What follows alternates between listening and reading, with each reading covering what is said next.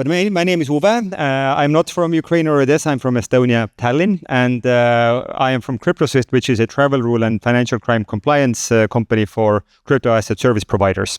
And what I'll point out is that among the travel rule providers, we are the only EU-based company which has implications for DORA compliance and digital financial infrastructure autonomy within the European Union, which is broadly more in Europe, which is a hot topic in our space.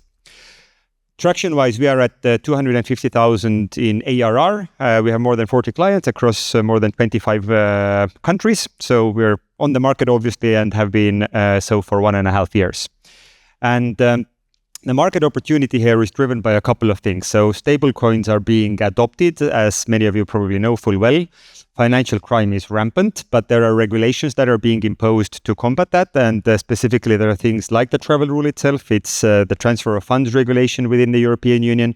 And there is the upcoming PSD3 and PSR, which will also necessitate the verification of payee regulation, which I will get to.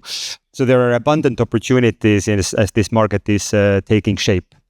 And overall, the estimate is that the global market size for crypto compliance and payments amounts to more than 60 billion euros globally by 2034, so growing very quickly.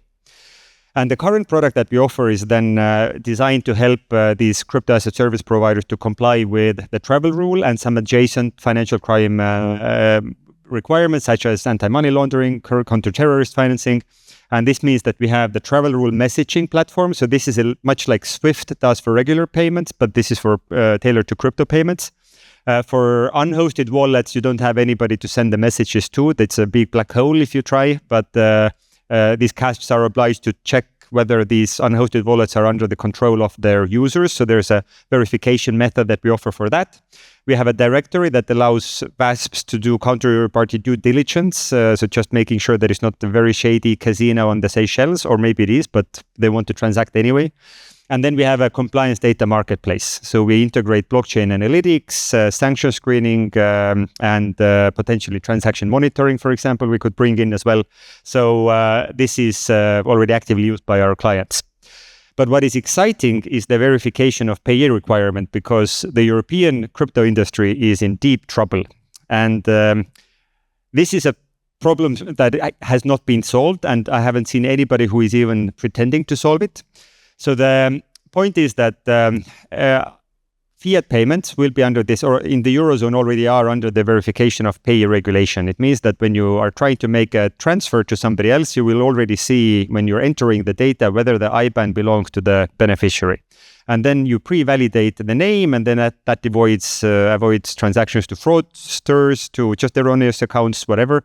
So very sound requirement, and the infrastructure under SEPA exists. Swift has a pre-validation tool. JP Morgan under Kinexys has a pre-validation tool. So this is all fine and well.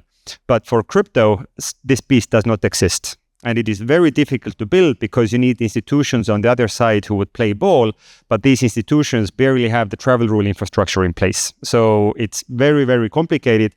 And under PSR, stablecoins will also be subject to the same regulation. So in order to avoid breaches, these crypto asset service providers, they need to do something about it.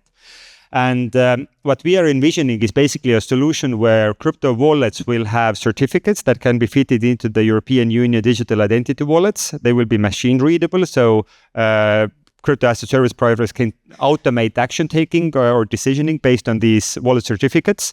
And they, in that respect, will be kind of universal. And then the authorization of access to these crypto wallets and the KYC information can be managed by the user within their EUDI wallets.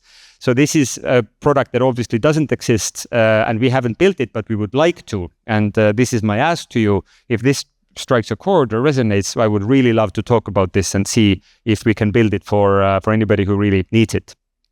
And the idea is that you have the EUDI wallet. There is a certificate in there which has the KYC, KYB, or potentially your agent information in there. You can do risk scoring on on-chain activities, sanction screening, transaction monitoring, and then the CASPs can interact with these certificates and make sure that they are doing transactions that are compliant across the verification of payee, across the travel rule, and all the adjacent financial crime checks that they're obliged to perform. So that's CryptoSwift for you. I will add, because I have time, at the very beginning there was a photo of myself and Indrek. So Indrek and I, we have both 10, 15 years of experience in fintech. I have been more on the commercial side and also in a VC fund. Indrek has been building fintech solutions, including for the likes of TransferWise, Solaris Bank, Swedbank. He was the CTO of a software house that focuses on fintechs. So plenty of financial engineering capacity, both in the software sense and in the kind of the more financial sense. All right, that's me.